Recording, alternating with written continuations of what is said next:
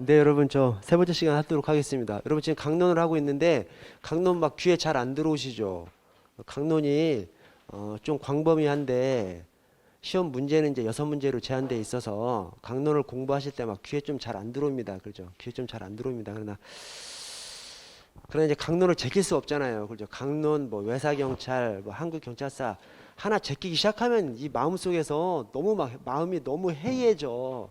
그래서 안 됩니다, 여러분. 저기 수험생은 어느 한 부분을 막 제끼고 그러시면 안 됩니다. 그러시면 안 되고 이 마음을 차분하게 잘 갈무리하셔서 하여튼 지금 머릿속에 잘 안 들어오는데 저는 막 빨리 막 나가고 있잖아요. 그래서 관심을 좀 집중을 하셔서 제가 하는 말을 좀 따라오셔야 됩니다. 그래서 힘내시고 자, 현장 수사 활동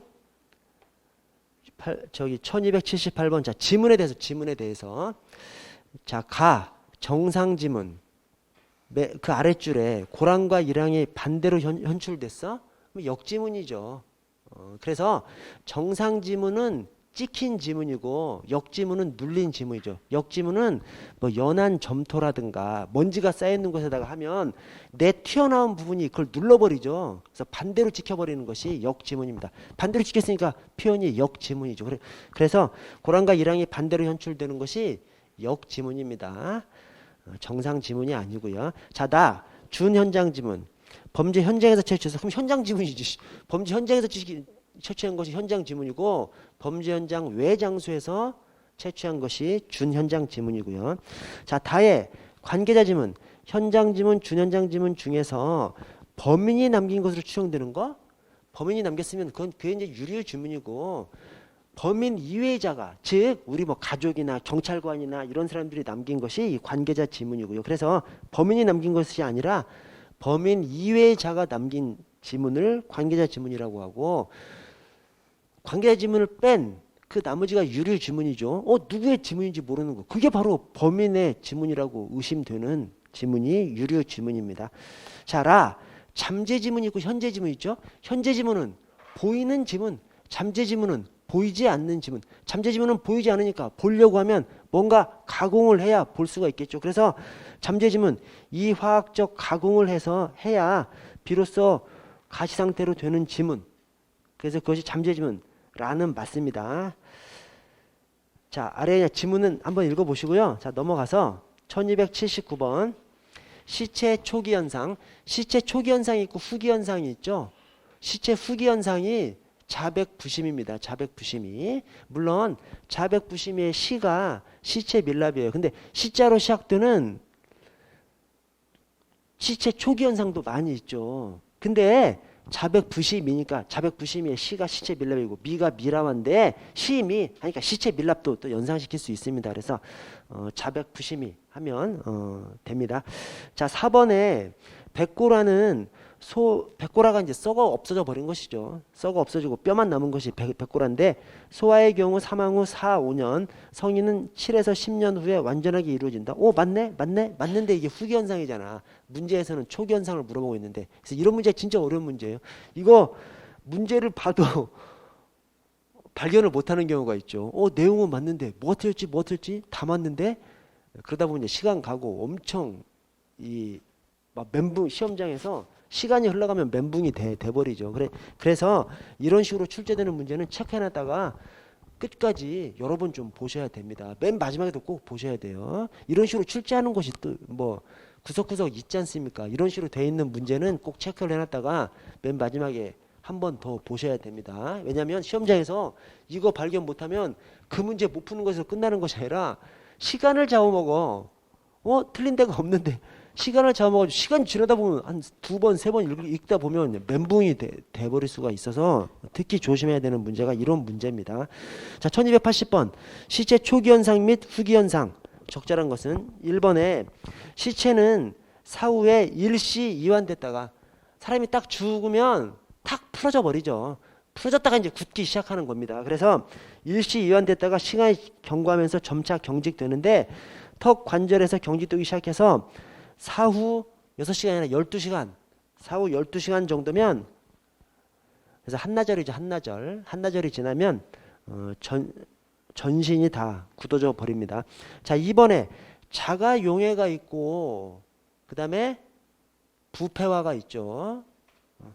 이 자가 용해가 있고 부패가 있는데 부패는 부패균, 세균의 작용인 것이고 자가 용해는 효소의 작용입니다. 그래서 무릇 생명체가 죽으면 한쪽에서는 썩기 시작하고 또 한쪽에서는 효소가 작용해서 흐물흐물해지기 시작합니다. 그래서 그중에서 흐물흐물해지는 것은 효소의 작용이고 썩는 것은 부패균, 세균의 작용이고 그렇습니다. 그래서 자가용해는 세균의 작용이 아닙니다. 자가용해는 효소의 작용이고 세균의 작용으로 썩는 것은 부패입니다. 부패. 자, 3번 아질산소다 중독인 경우 시체 얼룩은 암갈색을 나타낸다. 맞습니다. 암갈색 또는 황갈색. 암갈염화. 그래서 거기 암갈염화. 저는 그냥 암걸염화. 너 그렇게 처먹다가 암걸염화. 그렇게 저는 그냥 외워버렸습니다. 그래서 암갈염화. 암갈색이 염수한 칼륨 중독사. 그 다음에 아질산소다 중독사는 시체 얼룩을 이제 시반이라고도 하죠. 시체 얼룩. 이 시반의 색깔이 암갈색을 나타냅니다. 암갈염화. 4번에 사이아나칼륨이 청산가리를 사이아나칼륨이라고 합니다. 사이아나칼륨 또는 시아나칼륨이라고도 해요. 청산가리, 시아나칼륨 또는 사이아나칼륨. 청산가리 중독사가 되면 시체 얼룩이 선홍색이 선명한 홍색이죠. 홍색. 시체 얼룩이 빨간색을 띈다고 해요. 그래서 홍익일저청, 홍색을 띠는 것이 익일저청. 그래서 익사, 그다음에 일산화탄소 중독사, 저체온사, 청산가리 중독사. 그래서 홍익일저청, 암걸염마, 녹황 이렇게 숙지를 좀 해 주십시오. 그다음에 시체 후기 현상이 자백부심이. 자, 1281번 디지털 증거 처리 등에 관한 규칙. 1번에 복제본이라는 용어가 있습니다. 이 복제본이라는 용어가 디지털 증거 처리 규칙에서 딱 그냥 고유 명사로 쓰는 겁니다. 그냥 복사한 것이 복제본이 아니라 정보 저장 저장 매체를 통째로 그냥 복사한 거. 정보 저장 매체 등 원본을 통째로 복사한 것이 복제본입니다. 그래서 정보 저장 매체 등에 저장된 전자정보 전부를 통째로 그냥 복사한 것이 복제본입니다. 그래서 이 전부를이 핵심의 전부를. 자, 3번에 수사관은 압수수색 검증 현장에서 전자정보를 압수하는 경우에는 실체적 진실 발견과 증거 인멸 방지를 위해서 정보 저장 매체 원본을 이 정보 저장 매체 원본이 그러니까 압수수색의 대상이 된 정보 저장 매체 등을 정보 저장 매체 등 원본이라고 합니다. 그래서 정보 저장 매체 등이라고 하면 전자정보가 담겨있는 모든 매체를 다 정보 저장 매체 등이라고 해요. 그래서 우리 휴대폰, USB, 컴퓨터 할 거 없이 전부가 다 정보 저장 매체 등이고 그 정보 저장 매체 등이 압수수색의 목적물이 되면 정보 저장 매체 등 원본이라고 이렇게 칭합니다. 자, 그런데 그 정보 저장 매체 원본 그냥 통째로 뜯어오는 거 그렇게 압수하는 것이 원칙이야? 그러면 회사 망해버리죠. 회사 거 컴퓨터 떼우면 망해버려. 그래서 이게 2010년까지 이렇게 했었어요. 불과 지금 한 12, 3년밖에 안 됐습니다. 2010년 그 전후로 해서부터는 판사가 컴퓨터 떼간다고 하면 못 떼게끔 그렇게 합니다. 그래서 지금은 어떻게 하냐면 하여튼 컴퓨터를 직접 떼우는 것은 거의 안 해줍니다. 그래서 4번에 경찰관은 압수수색 검증영장을 신청하는 때에는 전자정보와 정보 저장 매체 등을 구분해서 판단해야 된다. 이 말이 뭔 말이냐면 정보 저장 매체 등, 즉 컴퓨터를 네가 지금 압수하려고 하는 거지. 네 수사관이 압수하려고 하는 것이 저 컴퓨터 하드디스크를 압수하려고 하는지 아니면 저 하드디스크 안에 있는 그 한글 파일, A라는 한글 파일을 압수하려고 하는지 그것을 구분해서 압수수색 영장을 신청하라는 거예요. 구분하지 않고 그냥 컴퓨터라고 딱 쓰면 거의 안 해준다니까요. 그래서 컴퓨터를 떼우려고 하면 컴퓨터를 떼울 수밖에 없는 이유를 적시해줘야 허가를 받을 수가 있는 것이죠. 그래서 여기 3번에 원본을 압수하는 것이 원칙이다. 틀렸습니다. 원본을 압수하는 것이 원칙이 아니라 우리가 목적으로 하는 전자정보만 선별적으로 압수하는 것이 원칙이고 그렇게 선별해서 압수할 수 없으면 통째로 복사해오는 것이 원칙이고, 그렇게 선별적으로 압수하든 통째로 복사해오는 것이 안 될 때, 그때만 하드디스크를 통째로 가져올 수가 있습니다. 자, 그래서 아래를 보시면 14조, 15조, 16조가 딱 압수의 순서예요. 이런 순서로 하라는 겁니다. 뭐냐면 14조가 선별 압수입니다. 선별 압수. 그러니까 우리가 필요로 하는 전자정보만 출력해오거나 그것만 복사해서 가져오든가 그렇게 하라는 것이죠. 그래서 1항에 경찰관은 압수수색 검증 현장에서 전자정보를 압수하는 경우에 범죄 혐의 사실과 관련된 전자정보에 한해서 문서로 출력하거나 휴대한 정보 저장 매체에 해당 전자정보원을 복제하는 방식, 이걸 이제 선별 압수라고 해요. 선별 압수로 하라는 거야, 원칙적으로. 그래서 우리가 필요로 하는 것만 그냥 출력해오든지 그것만 USB에다가 담아오든지 그렇게 하라는 겁니다. 자, 15조 복제본의 획득 반출. 아까 복제본은 뭐라고 그랬어요? 통째로 복사하는 것이 복제본이라고 그랬죠. 자, 둘째 줄에 선별 압수하는 방법이 불가능하거나 압수의 목적을 달성하기 현저히 곤란한 경우에는 복제본을 획득해서, 즉 그 정보 저장매체 등에 담겨있는 전자정보 전체를 통째로 전부를 가져간 외장 하드에다가 싸그리 다 담아가지고 가져오는 방법으로. 그래서 복제본을 획득해서 외부로 반출한 후 전자정보의 압수수색 검증을 진행할 수 있습니다. 자, 16조 정보 저장매체 등 원본 반출. 둘째 줄에 복제본을 획득 반출하는 방법이 불가능하거나 압수의 목적을 달성하기 현저히 곤란한 경우에는 정보 저장매체 등 원본을 외부로 반출한 후 전자정보의 압수수색 검증을 진행할 수 있습니다. 이게 이제 원본 압수죠. 그래서 선별 압수, 복제본 압수, 원본 압수, 이 순서로 하라는 거예요. 그래서 선별 압수 원칙으로 하고, 선별 압수가 안 될 때 또는 선별 압수로는 목적 달성이 어려울 때, 그때 복제본 압수를 하고, 복제본 압수로도 안 될 때 그때 원본 압수를 하고, 그렇게 하라는 겁니다. 자, 그리고 선별 압수, 복제본 압수, 원본 압수가 있는데, 선별 압수는 그 현장에서 압수수색이 종료되는 겁니다.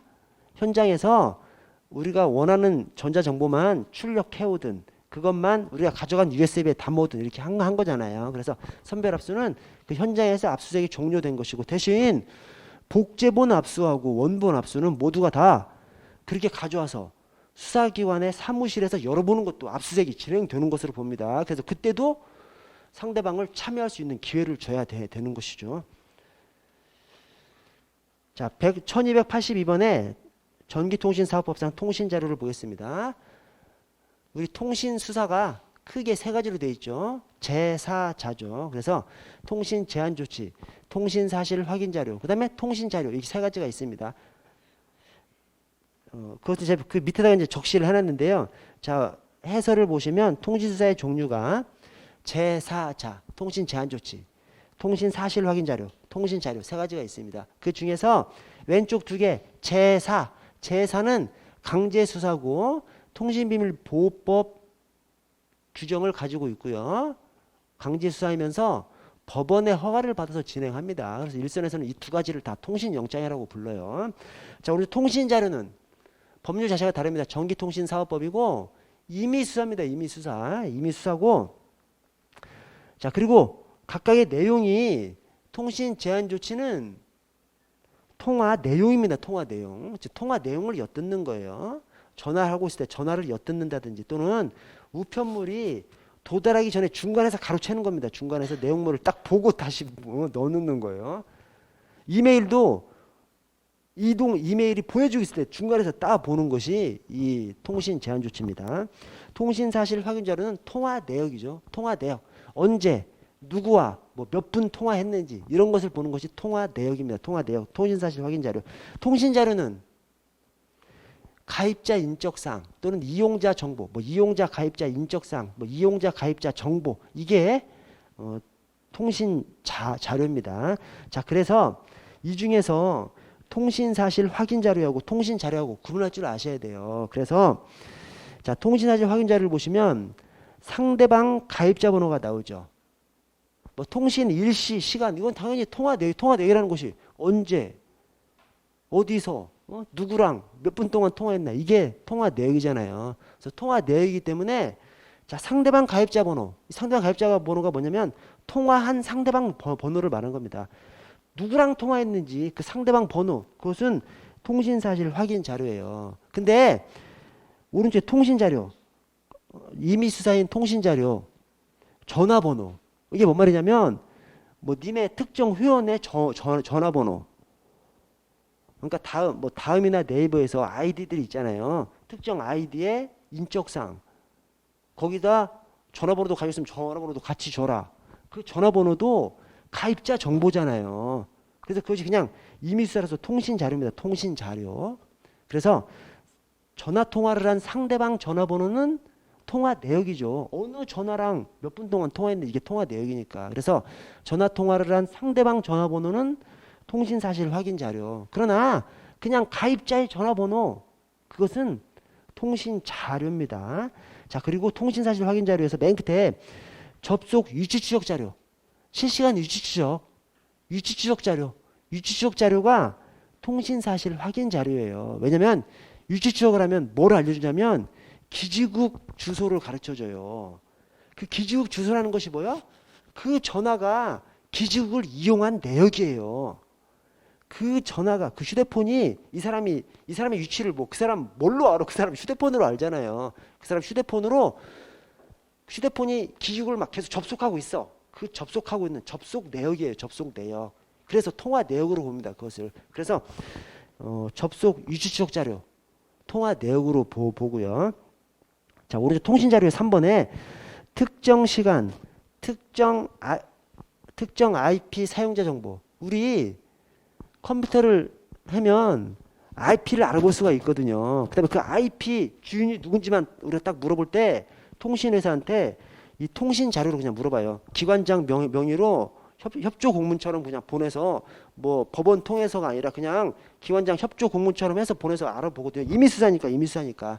근데 이 IP가 뭐냐면 IP가 그 IP를 가진 사람이 그 통신회사의 고객이야, 고객. 그 IP를 가졌어. 그러면 고객이야, 고객 정보입니다. 고객 정보. 그 IP가 누구 거야? 그러면 뭐 어느 아파트 101동 104호 딱 나오는 경우가 있어요. 그러면 누가 했다는 것이 바로 나오기 때문에 이때 이 특정 시간 특정 IP 사용자 정보가 고객 정보인 겁니다. 이게 고객 정보. 통신회사를 가입해서 그 IP를 사용하고 있는 사용자 정보, 가입자 정보, 고객 정보를 얘기해요. 그 사용자 정보, 가입자 정보, 고객 정보는 통신 자료입니다. 그래서 기관장 명의로 협조 공문처럼 딱 보내면 그냥 바로 해주는 것이 이 통신 자료입니다. 자, 그래서 1280번 문제를 보시면 자, 통신 자료에 해당하는 것은 이용자 정보, 가입자 정보, 뭐 이용자 인적사항, 가입자 인적, 이용자 가입자 인적사항 정보 이게 통신 자료예요. 그래서 3번의 이용자 성명입니다. 이용자 성명, 뭐 주민번호, 전화번호 이런 것들이 통신 자료고요. 1번에 인터넷 로그 기록은 뭐예요? 인터넷 접속 내역이요. 접속 내역. 사용 내역입니다. 컴퓨터 사용 내역. 휴대폰 통화 내역이 통신사실 확인 자료잖아요. 인터넷 사용 내역은 인터넷 로그 기록이죠. 이것은 통화 내역이랑 똑같은 거예요. 사용 내역, 통화 내역. 그래서 이것은 인터넷 로그 기록은 통신사실 확인 자료입니다. 자, 1283번 통신수사 2번에 통신자료에는 이용자 성명, 주민등록번호, 주소, 가입일, 해지일, 전화번호, 이 이용자 인적사항이죠. 이용자 정보, 그 다음에 아이디 이런 것들이 다 이용자 정보, 이용자 가입자 정보, 인적사항. 그래서 통신자료 맞고요. 자, 3번에 통신사실 확인 자료 중에서 수사를 위한 정보통신기기 관련 실시간 추적 자료, 그다음에 컴퓨터 통신, 인터넷 로그 기록 자료는 다른 방법으로 범행 저지, 범인의 발견 확보, 증거의 수집 보존이 어려운 경우에만 열람 제출 요청이 가능하다. 이게 뭔 말이냐면 거기에서 둘째 줄에 다른 방법으로는 어려운 경우에만 이 전체 문구를 보충성 요건이라고 해요. 다른 방법으로 어려운 경우에만 이걸 갖다가 법률 용어로 보충성 요건이라 합니다. 즉 다른 방법으로 안 될 때에는. 그래서 이 통신수사가 제4자잖아요. 통신 제한 조치는 이 보충성 요건이 전체에 미칩니다. 통신 제한 조치는 모든 통신 제한 조치가 다른 방법으로 안 될 때만 최후의 수단으로 통신 제한 조치 할 수 있어요. 오케이? 근데 통신 사실 확인 자료는 모든 통신 사실 확인 자료가 아니라 실기만. 그래서 실시간 위치 추적, 그 다음에 기지국 수사 이 두 가지에 대해서만 이 두 가지 통신 사실 확인 자료는 보충성 요건을 충족해야만 할 수 있습니다. 즉 다른 방법으로 안 될 때만 최후의 수단으로. 왜냐하면 통신사실 확인 자료 중에서 실기, 그래서 가장 좀 치매적인 것이거든요. 실시간 위치 추적, 뭐 사람의 엄청 민감한 정보를 지금 어디 있는지를 알려주는 거잖아요. 그러니까 엄청 중요한 것이고, 기지국 수사, 기지국 수사는 그 기지국을 이용한 몇만 특정 2시부터 3시까지 그 기지국을 이용한 전화번호를 딱 뽑으면 막 몇만 개, 몇십만 개가 나와요. 그래서 수사기관에서 관련이 없는 너무 많은 전화번호를 딱 수집하는 것이 기지국 수사이기 때문에 그래서 중요할 때만 쓰라는 것이죠. 그래서 실시간 위치 추적, 그 다음에 기지국 수사 그 두 가지에 대해서는 보충성 요건이 있는 경우에만 할 수 있습니다. 그래서 여기 지금 다른 방법으로는 어려운 경우에만 그 앞쪽에 실시간 추적 자료 그건 맞아. 그러나 그 뒤에 컴퓨터 통신 인터넷 로그 기록 자료가 아니라 거기에 기지국 수사가 들어가야 됩니다. 그래서 통신 사실 확인 자료는 실기에 대해서만 보충성 요건이 적용되는 것이죠. 자, 그래서 해설에다가 제가 실기 보충 적어 놓은 것이 통신 사실 확인 자료에서는 실시간 위치 추적, 그다음에 기지국 수사 그 두 가지만 보충성 요건이 적용된다는 거예요. 통신 제한 조치에는 보충성 요건이 다 걸립니다. 다. 통신 제한 조치에는 보충성 요건이 다 필요해.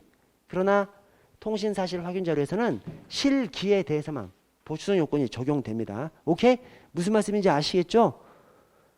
예, 그래서 거기 실기가 적시가 돼야 되는데 실은 적시가 됐는데 기가 아니라 다른 것이 들어가 있어서 틀린 지문이고요. 자, 1284번 통신수사. 자, 기억에 통신 제한 조치는 가장 센 거죠. 여기서 제4자 가장 센 건데 전기통신사업법 아니죠. 통신비밀보호법이죠. 그래서 제4자 중에서 제4가 통신비밀보호법 근거로 해서 통신자료가 전기통신사업법 근거로 해서 니은 우편물 검열은 통신제한조치에 해당한다. 맞습니다. 우편물 검열이 도착하기 전에 중간에서 그 내용을 봐버리고 다시 보내주는 거예요. 그래서 우편물 검열이 전화 통화가 진행되는 중에서 중간에서 감청하는 거 이거랑 성질상 똑같은 것으로 봅니다. 그래서 통신 제한 조치에 해당하고요.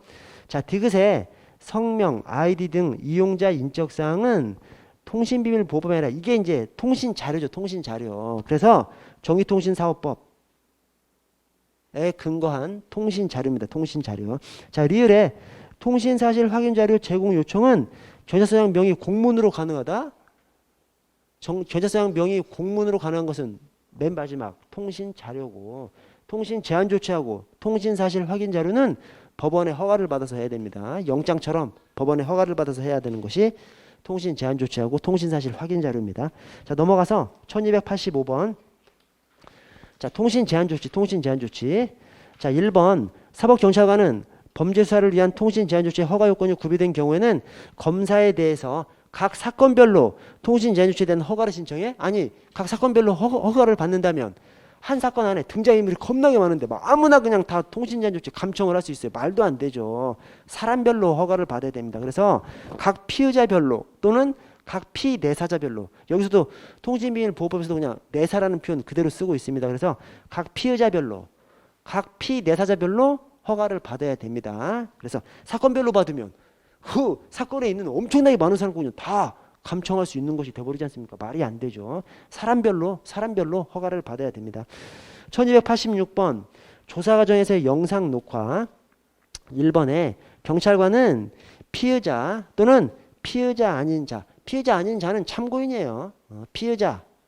피의자 아닌 자는 참고. 자, 피의자 또는 참고인의 조서를 작성하는 때에는 그 조사 과정을 영상 녹화할 수 있습니다. 자, 영상 녹화할 수 있는데 피의자 영상 녹화하려면 할 수 있어요? 근데 알려줘야 되죠. 영상 녹화한다고 알려는 줘야 돼. 자, 참고인은 동의를 받아서 영상 녹화할 수 있습니다. 자, 4번에 경찰관은 원본을 봉인하기 전에 진술자 또는 변호인이 녹화물의 시청을 요구하는 때는 영상 녹화물을 재생해서 시청하게 할 수 있다? 아니, 내 거 영상 녹화했는데 내가 보자고 하면 보여줘야죠. 그래서 강행 규정으로 시청하게 해야 합니다. 내 조서를 작성해서 끝난 다음에 내가 읽어본다고 하면 읽어보게 해줘야죠. 그 읽어보게 해줄 수 있는 것이 아니라 읽어보게 열람하게 해야 되는 것이죠. 이 영상물도 역시 내 것을 찍었어? 내가 보자고 하면 보여줘야 됩니다. 그래서 시청하게 하여야 한답니다. 자, 1287번 피의자 유치 및 호송규칙상 피의자 유치. 자, 1번에 19세 이상 19세 미만의 사람은 유치실이 허용하는 범위 내에서 분리해서 유치해야 됩니다. 그래서 분리해서 유치해야 되는 것이 남자 여자 분리해야 되는 것이고, 그다음에 추가로 구장공이죠. 구장공. 19세 이상 19세 미만. 그다음에 구류 처분하는 자들은 또 너무 경미하기 때문에 강력범하고 함께 있으면 안 되기 때문에 구류 처분 대상자들은 또 따로 해야 되고, 그다음에 장공, 장애인 따로 해야 되는 것이고요. 또 구장공, 공범 관계에 있는 사람들은 분리해서 또 해야 됩니다. 함께 묶어놓으면 서로 입을 맞출 거 아니에요. 그래서 구장공, 남녀, 그 다음에 구장공. 자, 2번을 보시면 동시에 3명 이상 피의자를 입건시킬 때는 경위상 경찰관이 입회해서 순차적으로 입건시켜야 됩니다. 맞습니다. 그래서 피의자 유치 및 호송 규칙에서는 경위라는 계급을 아주 중요할 때 딱 등장을 시켜요. 그래서 동시에 3명 이상 피의자 입건시킬 때 경위 이상 나타나고요. 자, 4번에 죄질이 경미하고 동작과 언행에 특이사항이 없으며 위험물 등을 은닉하고 있지 않다고 판단되는 유치인, 경미한 유치인이죠. 하찮은 유치인에 대해서 신체 등의 외부를 눈으로 확인하고 손으로 가볍게 두드려서 만져 검사하는 거, 제일 가볍게 하는 것이죠. 그것을 간이 검사라고 한다. 이거 엄청 헷갈려 시험장에서. 그래서 외간정 이렇게 외워주세요. 외간정, 외표검사, 간이검사, 정밀검사 이렇게 딱 외워버리면 정밀검사가 제일 센 거잖아, 그죠? 외간정, 외표검사, 간이검사, 정밀검사가 가장 센 것이기 때문에 간이검사보다 더 약한 외표검사가 있는 것이죠. 그래서 이게 외표검사입니다. 외간정, 외표검사, 간이검사, 정밀검사. 정밀검사보다 약한 게 간이검사, 간이검사보다 약한 게 외표검사. 여러분 오른쪽 위에 신체검사, 외표검사, 간이검사, 정밀검사. 외표검사가 둘째 줄 끝에 외부를 눈으로 확인하고 손으로 가볍게 두드려 만져서, 자, 간이검사가 속옷은 벗지 않고 신체 검사의를 착용하도록 한 상태에서, 물론 신체 검사의를 착용할지 안 할지는 유치인 의사에 따르도록 하고, 어쨌든 속옷은 벗지 않고, 정밀검사는 속옷을 벗고 신체 검사에 갈아입도록 해서 가장 위험한 사람을 정밀검사. 그래서 외간정, 정밀검사가 가장 강하다는 것은 아는데 외표검사하고 간이검사 중에서 외간정, 외표검사가 가장 약한 겁니다. 자, 1288번 2번에 호송관은 호송 출발 전 반드시 호송 주무관 지휘에 따라서 포박한 후 신체 검색을 실시한다. 포박하기 전. 그래서 거기 옆에다가 신포라고 좀 적어주세요. 제가 그걸 안 적어놨더라고. 신포. 뭐냐면 순서가 신포로 되는 것이죠. 신포. 그러니까 여러분 여기 봤어요? 포박하기 전에 신체 검색. 포박하기 전 신자가 앞에 있잖아. 그래서 거기 포박한 후 신체 검사를 실시한다가 아니라 포박하기 전에 신체 검사를 실시해야 되고요. 여러분 포박하면 똘똘 묶어버리면 똘똘 말아버려요. 그냥 저기 똘똘 말아버리기 때문에 똘똘 말아버리기 전에 신체 검색을 해야죠. 자, 3번에 동시에 아까 봤죠? 2명 이상이 아니라 3명 이상 피의자를 입건시킬 때는 경위상 경찰관이 입회해야 되고요. 자, 4번에 호송관은 수갑 또는 수갑호송을 사용하는 피호송자가 2인 이상일 때에는 호송수단에 따라서 2인 내지 5인을 일조로 해서, 여러분 이 어떤 규정에서 내지라고 하는 것은 그 가운데에 있는 것이 다 들어가는 겁니다. 그러니까 2인 내지 5인이면 2인, 3인, 4인, 5인 다 들어가는 거예요. 법 규정을 얘기할 때도 2조 내지 2조 및 저기 2조 및 10조 하면 2조하고 10조만 해당하는 거예요. 근데 2조 내지 10조 하면 2조, 3조, 4조, 5조, 6조, 7조, 8조, 9조, 10조까지 다 들어가는 것이 내지입니다. 자, 그래서 2인 내지 5인을 1조로 해서 상호 연결시켜 포승으로 포박합니다. 즉 수갑포승, 수갑 또는 수갑포승을 사용하는 피호손자가 2명 이상일 때는 그 한 사람을 수갑 또는 수갑포승으로 묶은 다음에 2인 내지 5인을 줄줄이 비엔나처럼 막 엮어서 묶어버리는 거예요. 그래서 어느 한 사람이 도망가지 못하게 전부 다 함께 도망가려면 또 마음이 맞아야 도망갈 수 있는 것이기 때문에 그래서 어느 한 사람만 도망가지 못하게 줄줄이 비엔나 소세지처럼 다 그냥 엮어서 묶어버리도록 그렇게 해놨습니다. 그래서 2인 이상일 때 2인 내지 5인을 1조로 해서 상호 연결시켜 포승으로 포박합니다. 자, 89번, 90번 넘어가고요. 91번 피의자 유치 및 호송 규칙 2번에 호송관은 수갑 또는 수갑포승을 사용하는 피호송자가 2인 이상일 때에는 호송수단에 따라서 2인 내지 6인이 아니라 2인 내지 5인을 1조로 해서 줄줄이 비엔나 소세지처럼 상호 연결시켜서 포호송으로 포박합니다. 자, 아래 해설의 50조를 보시면 이랑 호송관은 그 아래 필요한 한도에서 호송 대상자에 대해서 수갑 또는 수갑포승을 사용할 수 있습니다. 이게 임의적인 표현이에요. 임의적인 표현으로 되어 있습니다. 예전에는 이게 강행 규정으로 되어 있었는데 한 3, 4년 전쯤에 임의 규정으로 바뀌어 버렸어요. 자, 다만 그 다음이 감구, 미고, 환장임입니다. 자, 감구는 그냥 당연히 그 다음에 미고, 환장임은 주거 신분이 확실하고 도주례가 없는 자에 대해서 그래서 뒤에 주거 신분이 확실하고 도주례가 없는 자가 감구에는 해당하지 않아요. 감구는 그냥 엄청 경미한 거니까 이 구류 선고나 감치 명령을 받은 것은 너무 경미하니까 그냥 수갑 또는 수갑포승을 채우지 아니하고 미고 환장임은 주거 신분이 확실하고 도주례가 없어. 그러면 수갑 또는 수갑포승을 채우지 아니합니다. 그래서 이 전체적인 규정이 어떻게 되냐면 수갑 또는 수갑포승을 사용할 수 있다예요. 사용해도 되고 사용하지 않아도 됩니다. 그리고 일정한 자들은 사용하지 않아 버려요. 사용하지 않아. 그래서 이 피호송자가 우리가 구속하거나 뭐 그런 사람들이 피호송자지 않습니까? 그래서 꼭 수갑이나 수갑포승 채워야 할 것 같아. 근데 그렇지 않습니다. 사용할 수 있다. 임의 규정으로 되어 있고 오히려 일정한 대상자들은 수갑 또는 수갑포승을 채우지 아니한다. 강행 규정이 채우지 아니한다로 강행 규정이 되어 있어요. 조심하셔야 됩니다. 그게. 그래서 사용할 수 있다. 일정한 대상자에 대해서 감구, 미고, 환장임에 대해서는 사용하지 아니한다. 채우지 아니한다. 규정 좀 조심하시고요. 다음 페이지로 가서 1292번 지명수배.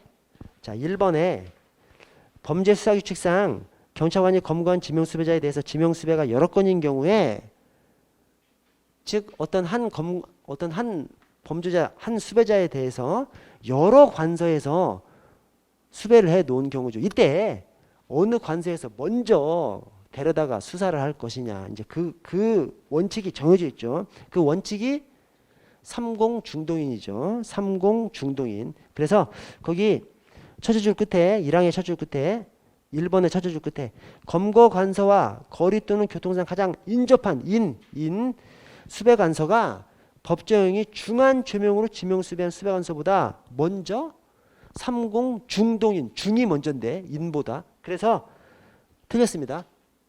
중한 죄로 수배한 관서가 우선권을 가집니다. 인접한 관서보다 그래서 틀렸고요.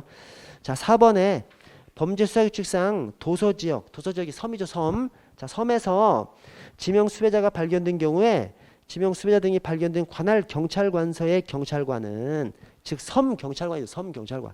섬경찰관은 지명수배자의 소재를 계속 확인하고 수배관서와 협조해서 검거 시기를 정함으로써 검거 구속영장 청구 기간 48시간이 경과되지 않도록 해야 됩니다. 그래서 섬에서 지명수배자가 있다고 해서 떨렁 그냥 검거해버리면 이 48시간이 그냥 계산이 돼버리지 않습니까? 그래서 바로 검거하면 안 되고 배 타는 곳만 딱 장악하고 있으면 되잖아요. 쥐가 배 타고 들어왔으니까 배 타고 나갈 거 아니야. 그래서 배 타고 나가는 곳만 딱 지키고 수배관서에다 연락해줘가지고 언제 올 것인지, 그래서 언제 도착할 것인가를 계산해서 적절하게 검거 시기를 정해야 됩니다.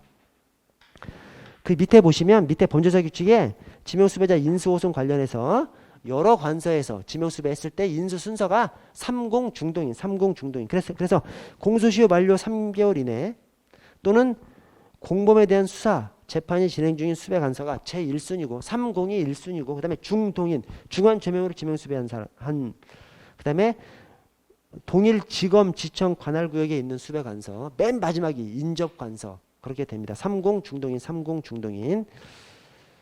자, 그 밑에 101조를 보시면 101조. 자, 중요 지명 피의자 종합 공개 수배. 자, 시도청장은 6월이 경과에도 검거하지 못한 사람들 중 중요 지명 피의자를 매년 5월과 11월 연 2회 선정해서 국수본부장에게 보고해야 합니다. 그래서 전에는 경찰청장이었는데 이제 국수본부장으로 바뀌어서 국수본부장이 주관하고요. 자, 오른쪽 2항을 보시면 국수본부장은 5월, 11월에 보고를 받으면 6월, 12월에 중요 지명 피의자 종합 공개 수배에 따라서 작성해서 게시하는 방법으로 공개 수배합니다. 자, 104조에 공개수배위원회, 국가수사본부는 아래 공개수배위원회를 둘 수 있죠. 통상 위원회는 둔다, 설치 운영해야 한다는데 할 수 있다.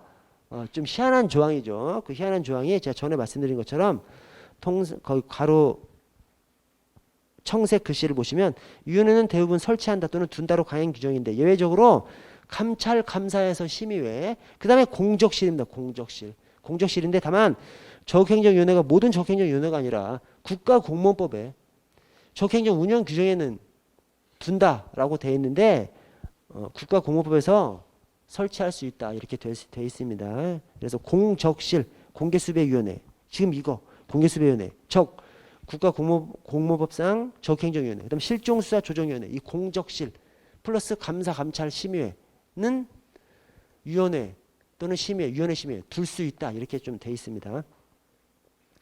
자, 아래 5항을 보시면 국수본부 공개수배위원회 정기회의는 매년 5월, 11월 연 2회 개최합니다. 그래서 시도청장이 보고해 주는 거 5월, 11월하고 똑같아요. 그래서 시도청장이 5월, 11월 보고를 해주면 이 공개수배위원회를 그 달에 개최를 해서 확정을 지은 다음에 6월, 12월에 종합공개수배 하는 거죠. 그 다음에 6항에 중간에 위원 5명 이상 출석과 출석용 과반수 찬성을 의결한다. 그래서 공고 5출과, 그래서 공개수배위원회, 경찰 고충심사위원회는 위원 5명 이상 출석과 출석 과반수 찬성으로 의결하죠. 공고 5출과, 공고 5출과. 밑에 1293번 넘어가고 1294번. 1294번. 자, 가정폭력처벌법, 가정폭력처벌법. 자, 사항에 가정폭력 범죄 중 아동학대 범죄에 대해서는 뭘 우선 적용해? 청소년 보호법이 아니라 아동학대 처벌법이 별도로 있잖아요. 그래서 아동학대 처벌법이 우선 적용되고요. 자, 1295번 가정폭력처벌법 1번에 가정구성원의 범위에는 동거 친족 관계에 있는 자 또는 있었던 자가 포함된다. 이게 뭐냐면 이 가정폭력처벌법에서 가정구성원의 뭐 배우자 또는 배우자였었던 자, 그다음에 뭐 직계 좀비 속에 해당하는 사람들을 열거한 다음에 거기에 있거나 있었던 자 이렇게 이제 서술하고 있습니다. 다만 친족은 동거하는 친족만이에요. 동거했던 친족은 아닙니다. 그래서 거기 1번에 동거하는 친족관계에 있는 자만 여기서 말하는 가정 구성원에 해당하고 친족관계에 있었던 자는 해당하지 않습니다. 왜냐? 친족관계 있었던 자까지 해버리면 뭐 너무 많은데 이 범위를 가늠할 수가 없지 않습니까? 그래서 친족관계에 있는 자는 그냥 지금 동거하는 친족관계에 있는 자만, 지금 동거하는 자만이죠. 그러니까 자, 2항에 2번에 피해자에게 고소할 법정 대리나 친족이 없는 경우에 이해관계인이 신청하면 검사는 10일 이내 고소할 수 있는 사람을 지정할 수 있다가 아니라 지정하여야 합니다. 그래서 이해관계인이 신청하면 검사는 10일 이내 지정해야 한다. 검사는 10일 이내 지정해야 한다. 이 세 가지가 다 출제 가능합니다. 바꿔서. 그래서 검사는 10일 이내 지정해야 한다. 이게 가정폭력 처벌법에도 규정이 있고 아동학대 처벌법에도 또 규정이 있는 똑같은 조항입니다. 자, 3번에 가정폭력 범죄에는 이런 것이 있다라고 하는데 우리 가정폭력 범죄는 가정폭력 범죄를 외우지 않고 가정폭력 범죄에 해당하지 않는 범죄를 외워요. 가정폭력 범죄가 너무 많으니까. 그래서 시험에서 가정폭력 범죄냐 아니냐를 따질 때 가정폭력 범죄가 아닌, 즉 가정폭력 범죄가 아닌 범죄는 그 범죄를 가지고는 여기 뭐 응급조치, 긴급임시조치, 임시조치 이런 거 못합니다. 그래서 가정폭력 범죄에 해당해야만 그런 가정폭력 사건으로 해서 응급조치 그런 것들을 할 수 있는 것입니다. 자, 그래서 가정폭력 범죄에 해당하지 않는 범죄가 살강절, 사행배, 약방인, 중손, 치사상이에요. 살강절, 사행배, 약방인, 중손, 치사상. 뭐 이따 또 보도록 하겠습니다. 자, 4번에 사법경찰관은 응급조치에도 불구하고 가정폭력 범죄가 재발되고 그래갖고 긴급을 위하여 법원의 임시조치 결정을 받을 수 없는 때에는 피해자나 그 법정 대리인의 신청에 의해서만 긴급 임시조치를 할 수 있다? 직권에서도 할 수 있죠.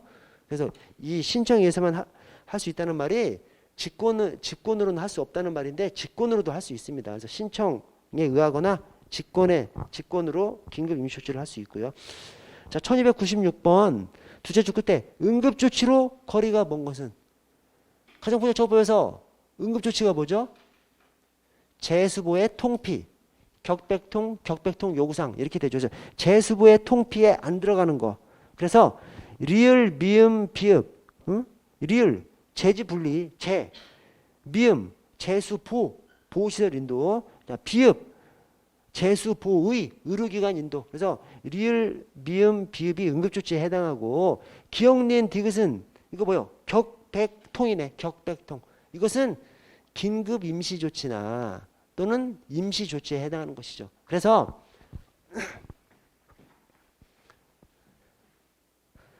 가정폭력하고 그 다음에 아동학대하고 그다음에 스토킹 처벌법이 있죠. 가정폭력하고 아동학대는 응급조치, 그 다음에 긴급 임시조치 이렇게 있죠. 근데 스토킹에서는 응급조치, 긴급 응급조치 이름이 좀 다르죠. 그 다음에 이제 잠정조치 이름만 조금 다르지 내용은 사실 임시가 잠정이지 뭐. 그래서 내용은 똑같은데 표현이 조금 다릅니다. 그래서 자, 가정폭력에서는 응급조치가 재수보의 통피, 격백통 요구상. 그 다음에 아동학대에서는 재격보의, 격백통 친교 요구, 이렇게 되죠. 자, 스토킹에서는 경수안보, 백통. 이 백통이 특이하죠. 나머지는 다 격백통인데 스토킹에서는 백통입니다. 그래서 경수안보 백통, 경백통 전유죠. 이게 유지적 전자장치 부착이 이제 새로 들어가지고 유지적 전자장치 부착이 새로 들어가지고 경백통 전유가 됩니다. 자, 그리고 여기서부터 이제 이렇게 질서를 세워놓고 시작하셔야 됩니다. 하셔야 되는데 제가 전에도 말씀드렸 스토킹 때 이제 한번 말씀드렸었는데 응급조치만 조치해야 한다고. 긴급 임시조치, 긴급 응급조치, 잠정조치는 할 수 있답니다. 사실은 다 할 수 있다가 맞는데 그동안 우리 경찰 공무원이 저 아동학대 가정폭력 현장에 나가서 대충 처리하고 온 거야. 그러다가 막 큰 불상사가 생기고 그러니까 국회에서 입법권자가 야 경찰 최초 출동하면 반드시 조치하고 와 이렇게 지상 명령을 내린 거예요. 그것이 응급조치 하야 한답니다. 응급조치 다 하야 한답니다. 나머지 긴급 임시조치하고 임시조치가 할 수 있다고요. 자, 그리고 이 지금 가폭에서도 보호시설 인도, 아동학대에서도 보호시설 인도, 이 스토킹에서도 보호시설 인도가 있어요. 자, 근데 입법권자가 가정폭력을 중시할까요? 아동학대를 중시할까요? 당연히 아동학대를 중시하죠. 아동학대를 중시하니까 별도의 법을 만든 것이죠. 사실은 가정폭력 법안에서 다 다룰 수도 있는데 아동학대를 중시하니까 아동학대 처벌법을 별도로 만든 것입니다. 자, 그래서 아동학대 처벌법이 좀 강화돼. 어떻게 강화되냐면, 자, 먼저 보호시설 인도가 이 가정폭력에서는 이 동의가 필요해요. 동의한 경우에만이에요. 동의한 경우에만. 동의한 경우에만. 근데 아동학대는 이게 얼라잖아, 얼라. 동의하지 않아도 할 수 있어요. 다만 아동의 의사를 존중한다 이런 표현이 있습니다. 근데 어쨌든 동의는 아니야. 동의는 아닙니다. 동의받지 않아도 얼라니까 얼라. 얼라를 꼭 동의받아야만 이 보호시설 인도할 수 있으면 부모가 조금 눈치 주고 하면 안 되잖아. 그래서 얼라를 보호해야 되기 때문에 동의가 필요치 않습니다. 다만 아동의 의사를 존중한다 이런 표현이 있지만 동의를 요하지는 않습니다. 보호시설 인도에. 스토킹은 또 동의를 요합니다. 동의를 요합니다. 그래서 아동학대에서만 동의를 요하지 않아요. 나머지는 다 주로 성인들을 대상으로 하고 아동학대만 얼라를 대상으로 하니까 보호시설 인도에서 동의를 요하지 않습니다. 자, 그리고 가정폭력에서는 긴급 임시조치를 했으면 임시조치 신청 청구해야 돼요. 사경은 신청하고 검사는 청구를 해야 됩니다. 근데 그게 검사가 48시간 내 임시조치 청구를 해야 됩니다. 아동학대에서는 두 개 다 긴급 임시조치, 응급조치. 근데 대신 응급조치에서 이 제지조치는 너무 그냥 사실적인 행위이기 때문에 제지는 빼고 나머지 격보위를 했으면 임시조치 신청해야 됩니다. 사경은 무조건 신청해야 돼. 대신 검사는 반드시 청구하라고는 안 돼 있고 검사가 임시조치를 청구할 때에는 긴급 임시조치는 48시간 내 아동학대는 응급조치는 72시간 내 하라고 되어 있습니다. 여기도 48시간 내거든요. 48시간 내. 여기도 48시간 내 72시간 내 이렇게 하라고 되어 있습니다.